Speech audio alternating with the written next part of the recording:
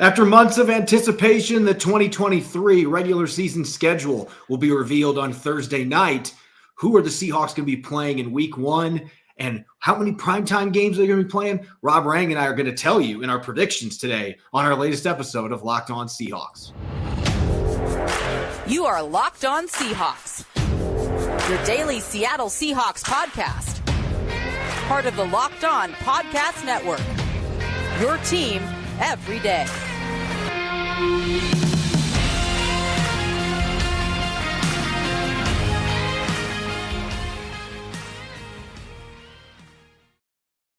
Greetings, 12. This is Corbin Smith, host of the Locked On Seahawks podcast, your daily Seahawks podcast, part of the Locked On Podcast Network, your team every day. Glad to be joined for our Wednesday episode by my co-host in crime, Rob Rang, and a special thanks, as always, to all the 12s out there for making Locked On Seahawks your first listen 5 days a week. We greatly appreciate it. One of the biggest unofficial holidays in the NFL calendar is officially upon us tomorrow. It was actually looking like they might have to delay the scheduling, in part because the Aaron Rodgers trade happened so late, and we know the Jets are going to get 1 million primetime games as a result. But they are going to be announcing all 18 weeks of NFL action on Thursday night. So we're going to tell you who the Seahawks are playing ahead of time. We'll get to some predictions coming up here in a little bit on the show. We're going to talk about Anthony Bradford, Seattle's new fourth-round guard, where he fits along the offensive line and as a potential day one starting candidate at right guard. And we're going to be joined by Locked On Bulldogs to break down Kenny McIntosh, Seattle's seventh-round running back out of Georgia. Let's get to our episode. Here is brought your way by BetterHelp. BetterHelp connects you with a licensed therapist who can take you on a journey of self-discovery from wherever you are. Visit BetterHelp.com/LockedOn today to get 10% off your first month. Now for your lead story here on our Wednesday edition of Locked On Seahawks. With the 2023 schedule officially set to drop tomorrow night, the Seahawks will officially find out when and where they are going to be playing the opponents on their upcoming schedule. Now, Rob, we've known who's going to be on that docket since the season ended. We know the teams the Seahawks will be playing. We just don't know when. We don't know how the schedule is going to shake out, or do we? I think it's time for us to look into the crystal ball a little bit here and discuss who we think the Seahawks are going to be playing in week one. Maybe look at some weird factoids that are going to emerge from this schedule as we see each and every year. But let's start with that season opener. Last year, there was so much drama with Russell Wilson coming back to Seattle. That was a perfect game to be on Monday Night Football in week one. The Seahawks didn't trade a superstar player this year that they're going to be playing against. So there's maybe not that natural pick for week one, but certainly some enticing potential opponents that the Seahawks could play to open the season. Yeah, I thought about it from that angle, as kind of that revenge angle, as you said, the Russell Wilson and Denver Broncos a year ago. And so I immediately thought about like Los Angeles Rams and Bobby Wagner. And obviously as a divisional opponent, that just would increase the chances of the possibility that might be the very first game or the very last game of the season, some type of significance in that regard. But there were two other games that really jumped out to me as well. And that was, a rematch of one of the most entertaining games of the year a season ago, and that being a rematch with the Detroit Lions or a rematch with the New York Giants. I decided to go with the New York Giants because as exciting as that victory over the Detroit Lions was, the win against the Giants, just remember that at that time that the Giants were really the biggest story in all of the NFL. I mean, Brian Daboll was he was going to be coach of the year, and of course that wound up, interestingly enough. And yet the Seahawks beat them 27-13, a game where Seattle absolutely surprised me with their victory, but really kind of firmly planted the flag as the Seattle was absolutely a playoff contender. And I really think that kind of, forced certainly the people at, 345 Parkway in New York, the NFL front office, to kind of turn their attention a little bit to Seattle. So I would not be surprised at all if that wound up being, just the opening day game for the Seahawks. And again, another reason for it is because Seattle being as geographically located where they are in the West, there's only only, 3 big trips to the East Coast this year for Seattle. I think that they're going to spread those out. And so that to me would make some sense to send Seattle to New York to play the Giants in that very first game of the season. And I think there's a really good chance it's going to be a road game in week 1, in part because with the odd numbered schedule, the Seahawks this year have an extra away game. Last year, they had an extra home game. So I think there's a good chance, especially if the Mariners can get things going and they're going to be in the playoff race at that point, that could make some scheduling conflict stuff as well. So having a road game, you won't have to worry about that.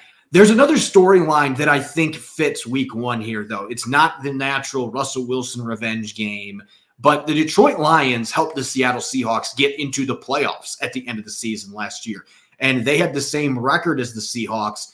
The Lions believe that they are on the cusp of being one of the dominant teams in the NFC. They really like the young roster they've got, just missed the playoffs last year, but the chance to beat the Seahawks in week 1 in their home stadium, the team that they allowed to get in the playoffs last year by beating Green Bay, they're going to try to set the tone. And then Seattle's going to want to make a statement too that, hey, just because we snuck in the playoffs last year, that doesn't mean we're going to wilt away this year. And I just think it's 2 of the better up-and-coming teams in the NFC. And so I think Seahawks and the Lions in week 1, I think is a very strong possibility. And it could be a potential rematch when we get to January, 2 teams that I think have a very good chance to make the postseason. So I think there's a lot of enticement with that potential matchup. Now, let's get to the primetime games. And Seattle, under Pete Carroll, they have played in a lot of games under the lights in prime time. And last year didn't have quite as many because, well, after the Russell Wilson game, the Seahawks were kind of expected to just fade away, and that's not what happened. I'm wondering if this year, with Geno Smith back under contract, the new draft class coming in, the expectations this team's going to be carrying, Rob, that there may be a few more time slots in the prime time for Seattle this year.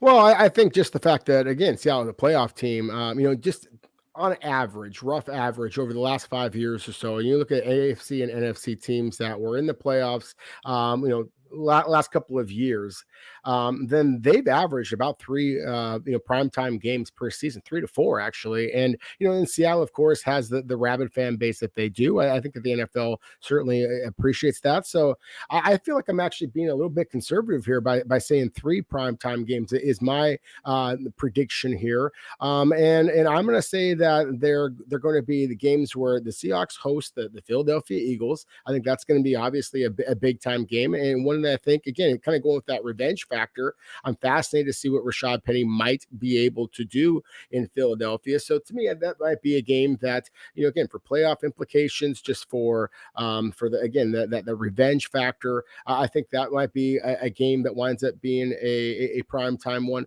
I think the Carolina Panthers as well. All of the hype, of course, about the number 1 overall pick, Bryce Young, the return of Scott Fitterer to Seattle, that storyline, if the NFL views that as one, I think that might be something that's interesting there too. And then finally, against the Los Angeles Rams, I mentioned this before. I think that might be a primetime game just because of the obviously the playoff implications within the division, but also, again, just the return of Bobby Wagner to his hometown of Los Angeles after the 1 year playing with the Rams. And looking at my primetime games, I actually agree with you on 3, and maybe I am being conservative, but I still think that the national scene is going to sleep on the Seahawks a little bit, even though they made the playoffs last year. So I think 3 is going to be that solid number, and I've got 2 home games. I agree with you, the Eagles. I have a feeling that if the Seahawks meet expectations, and they're one of the better teams in the NFC, that is going to be a game that the people in New York are going to want in primetime. 2 rabid fan bases, 2 teams that have been really good for the past decade or so, win a lot of football games, consistently make the playoffs. Those are the kind of teams you want to market in those primetime slots. I think the game at Cincinnati, because you've got Joe Burrow and Jamar Chase and all the talent they've got, they've been to the AFC Championship game a couple times. The opportunity to get that team at home against the Seahawks, who again have that national brand. They've got the fan base that travels well. That is another game that I could see being featured in prime time. And you got to have the 49ers and Seahawks at Lumen Field. I feel like every year that is a primetime matchup, and I expect it's going to happen again. It might even be your Thursday night game again, which has happened multiple times in the past 5-6 years. So I think that's your other primetime slot, and this could go up to 4 or 5 with the changes they've made to the flexing, including the possibility you could play 2 Thursday night games, which still baffles my mind that they would allow that to happen. But the NFL is all about the bottom line, and that's a way to make money with better matchups on Thursday night football. Real quick, Rob, who do you think the Seahawks end the season with? I believe it's now 4 straight years they've had an NFC West opponent. I think you and I would agree that's probably not going to change this year. Yeah, exactly. I just think that it is going to wind up being an NFC West opponent just because of the playoff considerations. And I already mentioned, against the 49ers, against the Rams previously. I think the Cardinals would be a good game. Just from, again, the geographic perspective, Seattle is going to be flying around so much. I do think it's going to be one of the closer teams. The Cardinals with the weather conditions and all that kind of stuff. I just think it makes for a kind of a, sorry to say it, but a soft landing for the Seahawks in that type of environment to finish up the season. So to me, I think that's an ideal landing spot for Seattle to finish up their regular season, if that is indeed the case. And I think they're going to be going to Santa Clara. I always want to say San Francisco, but the stadium's actually in Santa Clara because why not have the top 2 teams from the NFC West a year ago scheduled for Week 18 in a game that could decide the division potentially? Those are the kind of games that the NFL wants at the end of the schedule. So 49ers for me, Cardinals for you. We'll see what happens when the schedule is released tomorrow, and we obviously will be breaking that down on an upcoming episode once we have all 17 games released by the league. Coming up next, we're going to take a look at Anthony Bradford, Seattle's 4th-round pick out of LSU, what he brings to the table for Seattle's offensive line, and his chances of potentially pushing for playing time early with the Seahawks. We'll get to that here in a moment on our Wednesday edition of Locked On Seahawks.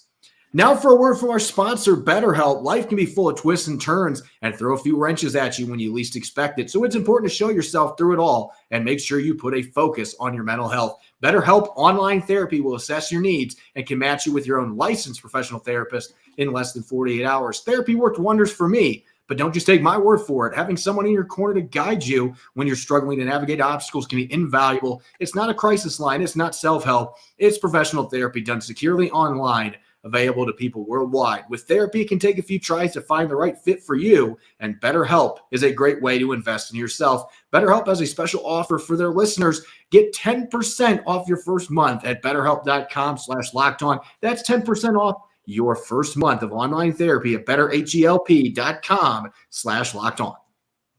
You're listening to the Wednesday edition of Locked On Seahawks. This is your host, Corbin Smith. Glad as always to be joined by my co-host in crime, Rob Rang. And a special thanks to all the 12s out there, whether you're listening in the middle of the country in Iowa or you're overseas in France. Thanks for making Locked On Seahawks your first listen 5 days a week. For our everydayers, we're going to be having an instant reaction tomorrow to the official schedule revealed by the NFL. We'll be looking at some of the most enticing games, the toughest part of the schedule, and much more. So you won't want to miss it on our Thursday episode. The Seahawks didn't do much with the trenches early in the 2023 NFL draft. They actually focused on skill positions, which surprised some people. But once they got to day 3, Rob, they started to really attack the offensive and defensive line. And they started the festivities at pick 108, which they acquired in a trade down with the Denver Broncos. They used that pick to select another LSU offensive lineman. It feels like they draft one every couple years from Baton Rouge. And this time around is Anthony Bradford, the 334-pound mauler who originally grew up in Muskegon, Michigan, and then found his way down to Baton Rouge, plays that physical brand of football that the Seahawks love in the trenches. We didn't know if they were going to keep drafting guards like that, and yet Bradford had such an interesting athletic profile that it may not be a big deal that he's over 330 pounds. Yeah, that's the thing. I mean, he's 330 pounds. He had, I believe it was 26 repetitions, 225 pounds, despite having long arms.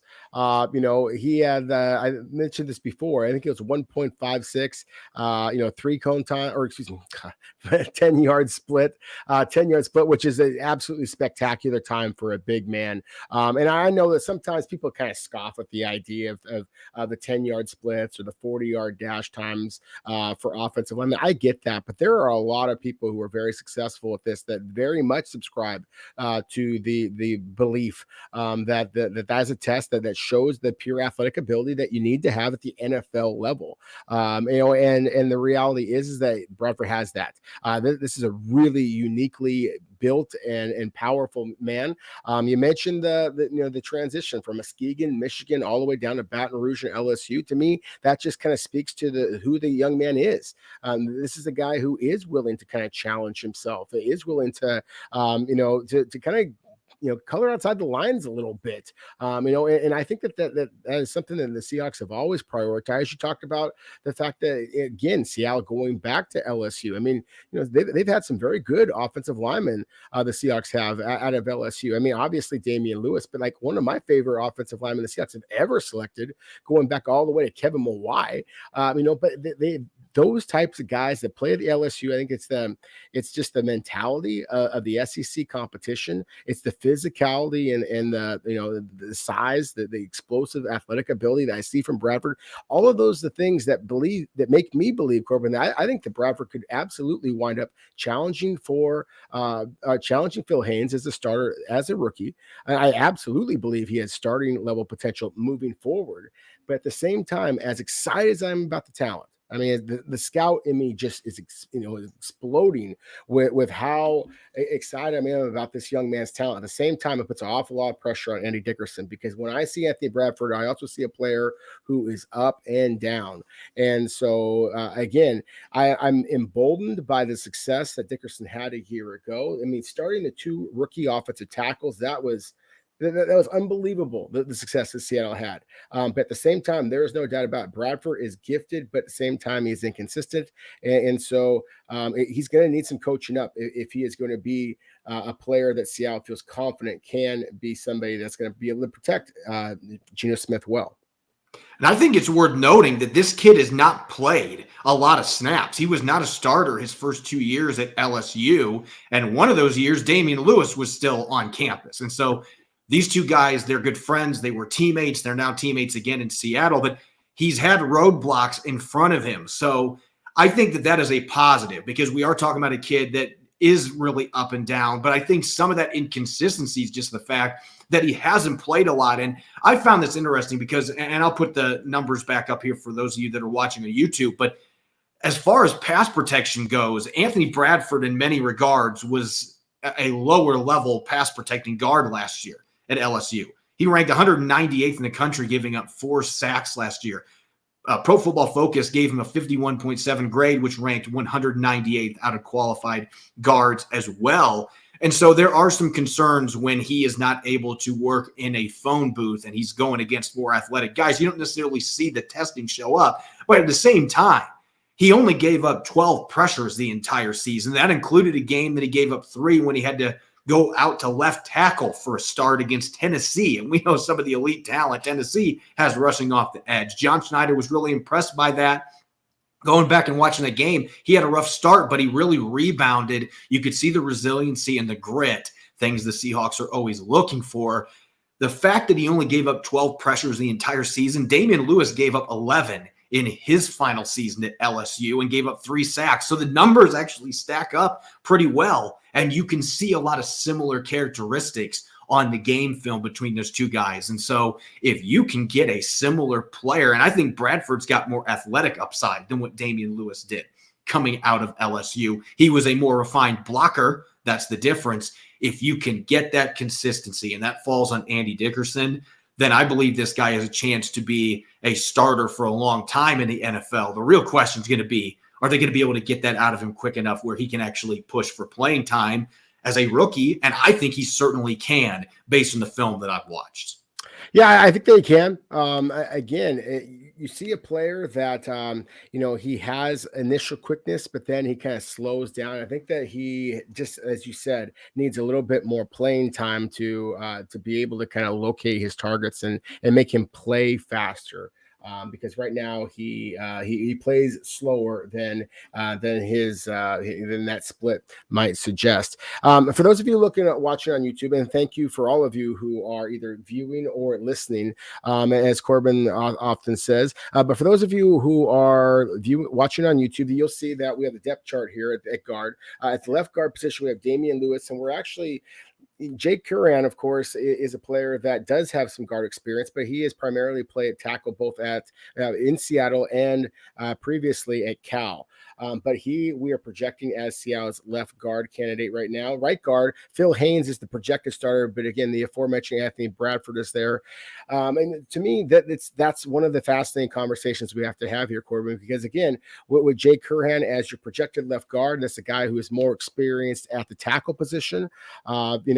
Evan Brown has some experience at center as well as guard, whereas Oluwatimi, the guard the center that you just drafted out of Michigan, he was purely a center, during his college career. So this is a spot where Seattle just doesn't have very many bodies, and so while there's a great deal of talent, at the same time, it's also one that you got to kind of hope, cross your fingers and hope that they don't have any type of issues injury wise, throughout the summer and obviously throughout camp and into the season.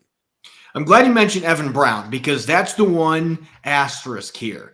He is going to be your starting center going into training camp, but Oluwatimi is going to get the chance to win that job as a fifth-round pick with over 3,500 reps at center at the college level. He's going to be coming in well-seasoned for a college player going to the league. So he's going to get every opportunity to win that job. And if he does, I think Evan Brown becomes that swing guard, and he might even be your starting right guard. He potentially could be they want to have him in the lineup. He might beat out Phil Haynes and Anthony Bradford. So we aren't listing him on the depth chart right now because he's number one at the center position. But I think that is still a possibility. If Oluwatimi wins the center job, that Brown could end up playing either one of the guard spots. I would assume right guard. They're not going to be swinging Damian Lewis back over to that side. He's gotten comfortable now at left guard, but they don't have a ton of depth. And there's a lot of uncertainty at that right guard spot because Phil Haynes has only started a couple games in 4 years in the NFL. It's not like he has a ton of experience. He played quite a bit last year as a rotational blocker, but he's not been a starter more than a handful of games in the league. He doesn't have much more starting experience than Bradford's coming into the league with. So I think that both the center and right guard spots are wide open competitions, and it does present the opportunity if Bradford can latch onto the scheme and he really takes to the coaching from Andy Dickerson and he's able to figure out some of the technical stuff, which is going to help with his consistency. If you're able to get that package together, there's a really good chance that he can push Phil Haynes on day one, just as Damian Lewis did to get the left guard job, and he started in week 1 for the Seahawks. You could have another LSU guy starting there that was recruited by Ed Orgeron, and I think that's something else is worth noting because we know the relationship that Pete Carroll has with Ed Orgeron. He likes players that Ed Orgeron has on his team. So it's fitting that they made this selection. We'll have to see what happens as this offseason unfolds on the practice field. Bradford will get the opportunity eventually when the Pats come on to show off that physicality and try to win that starting job. Coming up next, Daniel Monroe of Locked On Bulldogs is going to be joining us, taking a vacation from being on Locked On Eagles, where he's had to cover like 18 draft picks during this cycle. He's going to be chatting with us about Kenny McIntosh and maybe a little bit about Jalen Carter falling past number 5 in Seattle's decision not to select him with their top 5 draft pick. We'll get to that coming up next here on our Wednesday edition of Locked On Seahawks. Welcome back to the Wednesday edition of Locked On Seahawks, your daily Seahawks podcast, part of the Locked On Podcast Network, your team every day. I'm your host, Corbin Smith.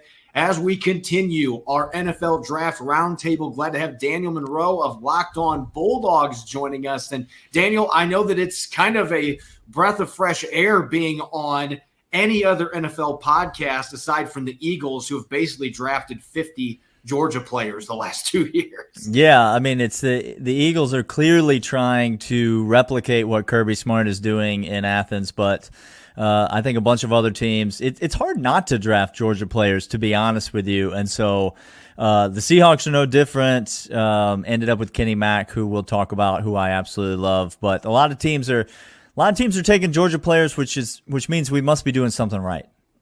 Before we get to Kenny McIntosh, who I was really excited that Seattle got him in the 7th round, I want to talk about the Georgia player that the Seahawks decided not to pick, because there's been a lot of fans that have still been really confused why John Schneider and Pete Carroll decided to bypass on Jalen Carter when that was clearly the biggest position of need on their roster, and when his head's on straight, arguably the most talented player in this draft class. What did you think of the fact the Seahawks and a bunch of other teams allowed Jalen Carter to fall to number 10 or number 9 before the Eagles stopped his fall? Yeah, I mean, honestly, it's hard to, it sounds like a confusing answer. I was surprised and not surprised at the same time. I'll explain. I was not surprised because this is the kind of thing that happens in the NFL. NFL GMs, and I say it all the time, NFL GMs are under such pressure, such immense pressure on draft night, that they fall into the trap of overanalyzation paralysis more so than I think any other person in any other job ever does. You see it every draft where we are meticulously breaking down the size of people's fingers instead of just turning on tape of them playing football and saying these are good football players and these are less good football players. And so I'm not surprised to see a guy like Jalen Carter fall. Obviously, had a lot of offseason drama since the national championship game, was involved in that horrible, tragic accident that happened in Athens, hours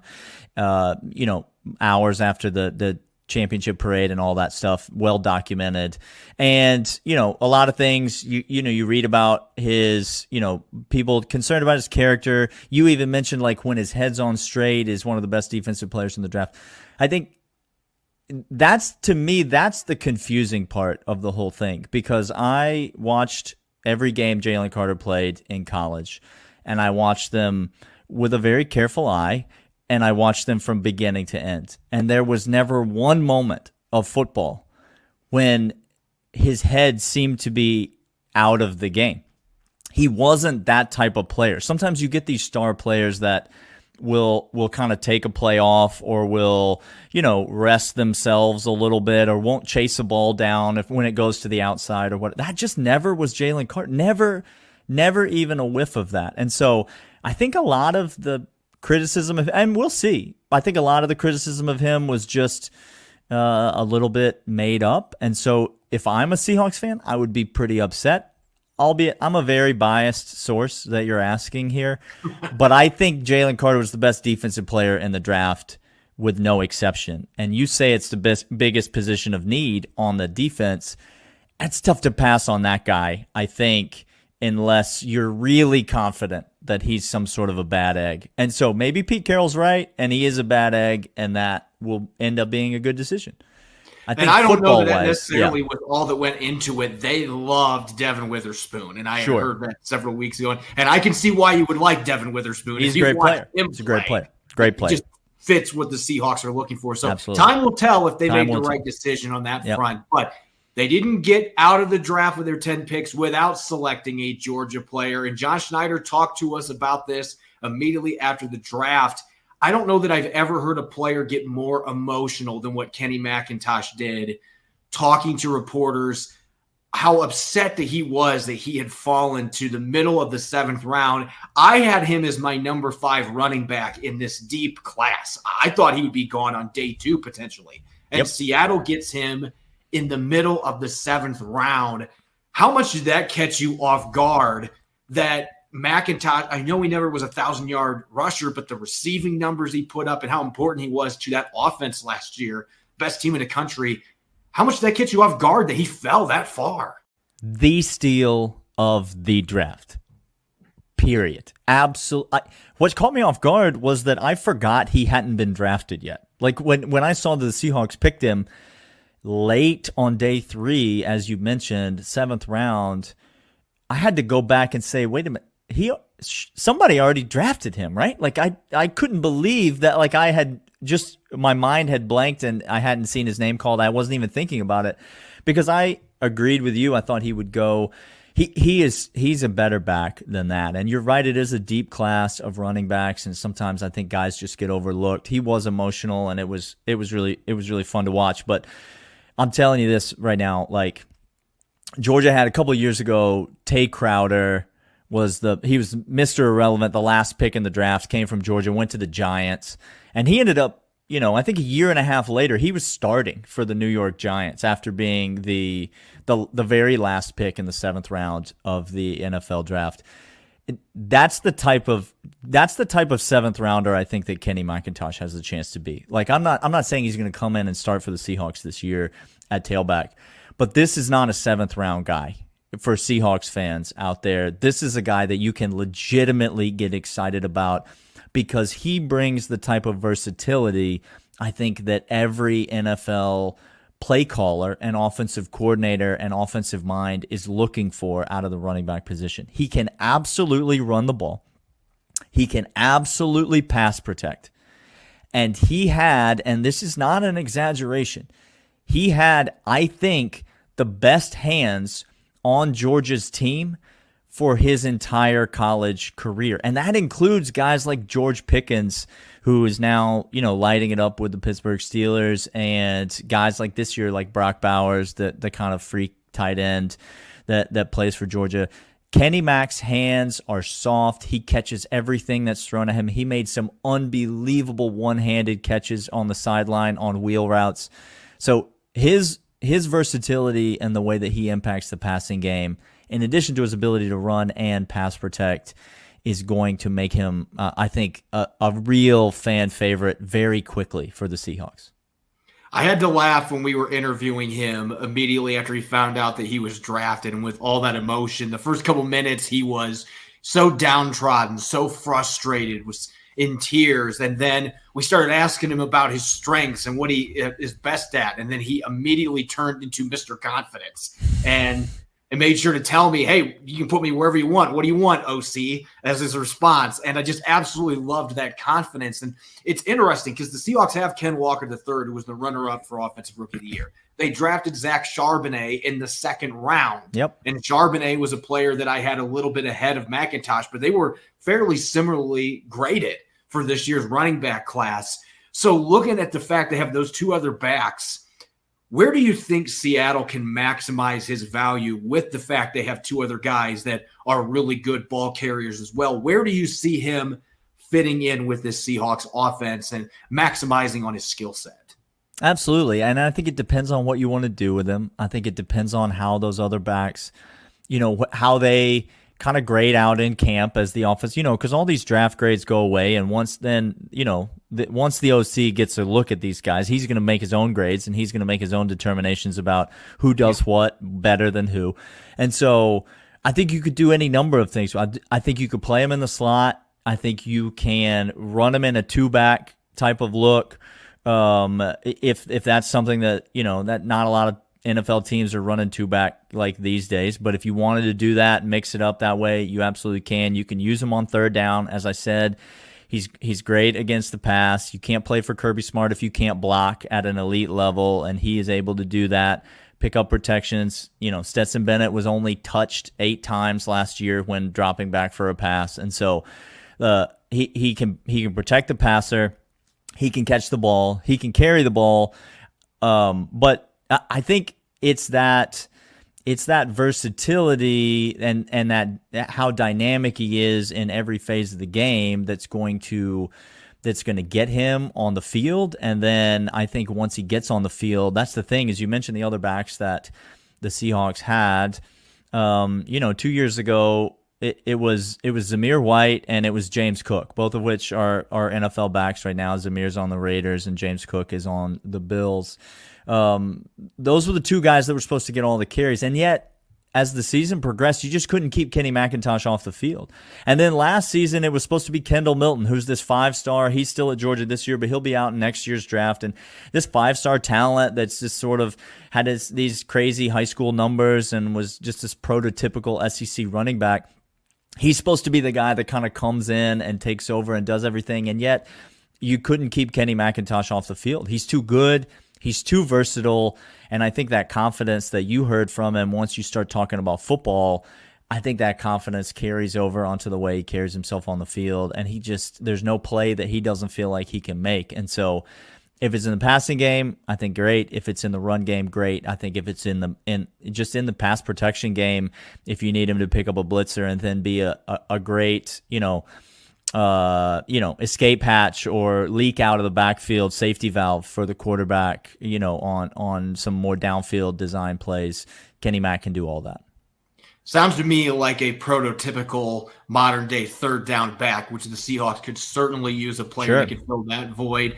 And Charbonnet can be their short yardage, change of pace guy, and then Ken Walker III can still be your feature back. And that's assuming you keep everybody healthy. This gives them a ton of insurance. Yeah. But I know one thing. There's tons of uncertainty with draft picks, but I know one thing. We are going to see a boulder on this kid's shoulder after he fell to the 7th round. And so he might be the draft pick that I'm most intrigued to see once the Seahawks get onto the field here for the rookie minicamp this next weekend. A special thanks to Daniel for joining the show. We greatly appreciate it and of course enjoy covering Georgia this year. Obviously, they just retool year in, year out. Even with all the guys they said drafted, they're going to be right in the mix competing for a national title. Yeah, it's always fun to cover the Dogs. And so, if you want a preview of some of the guys the Seahawks might be drafting next year, feel free to tune in to the Locked On Bulldogs podcast. But, I'm sure we'll talk again soon. As always, you can follow me on Twitter at Corbin Smith NFL. You can follow Rob at Rob Rang. Subscribe and follow Locked On Seahawks on YouTube and other platforms to make sure you don't miss a single episode. Coming up on our Thursday show, we're going to have an instant reaction to the release 2023 schedule, looking at the most intriguing games, maybe the most challenging stretches on Seattle's 2023 schedule, and much more. You won't want to miss it. Thanks for listening in. Go Hawks.